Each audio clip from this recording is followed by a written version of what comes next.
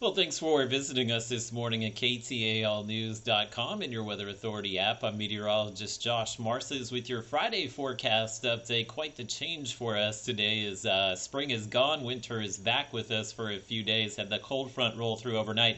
Severe weather threat has come to an end, but we will see some additional light rain scoot through today. So if you're planning on going out for St. Patrick's Day this afternoon, this evening, I know we have some festivals going on. It is going to be breezy and pretty chilly as the temperatures this afternoon will likely struggle to make it into the 50s, and we'll be dealing with some wind today, which will likely keep the wind chill in the 40s for much of the day here. So you can see just how impressive, expansive this storm system was. The area of low pressure is all the way up in Canada, and that cold front basically trails down across the whole country. That did bring some severe weather to the Arklatex late yesterday. Did have a number of reports of large hail, but so far really haven't seen much in the way of any wind damage. Had one or two tornado warnings as well in deep East Texas, but no confirmation of any damage down there. So hopefully everybody made it through the night okay, and you're able to get back out and about today. It will be breezy and fairly cold, so if you do have some outdoor plans today, take the jacket with you as we're in the 40s this morning. A lot of areas will drop into the 30s by sunrise, and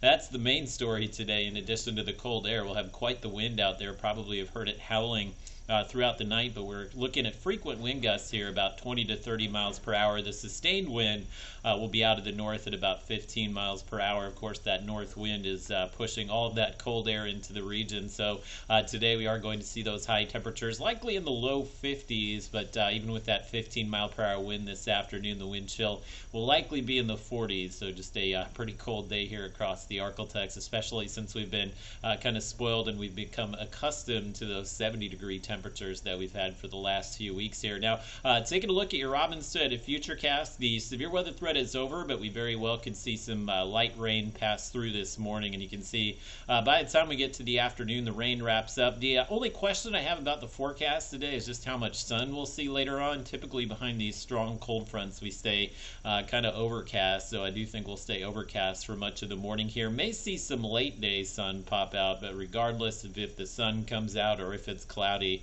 just due to that breeze, it's likely going to stay in the low 50s through the afternoon here, and then we'll clear out just a touch tonight, but Futurecast actually shows a few showers trying to drag back through Sabine and Natchitoches parishes tonight. It will be mostly cloudy this weekend, and the weekend will start off on a cold note. We actually have a freeze watch in effect here for McCurtain, Little River, Sevier, Howard, Hempstead, and Nevada counties, and that watch will be through the overnight hours here. So reason for the watch, we're now into the growing season. A lot of your flowers are probably blooming over the last few weeks here, so if you do have some flowers or some plants in one of your garden beds there, make sure you cover those up tonight. It's not going to be a long duration freeze. It will probably be just for a few hours, but the rest of the Arklatex may see a higher chance for a freeze Saturday night into Sunday morning, and then once again Sunday night into Monday morning, so we could be dealing with some of these freezing temperatures through at least next Monday. So the lows tonight will be in the 30s as well as the low 40s. We'll come close to freezing, especially in Idabel and DeQueen, so that's why we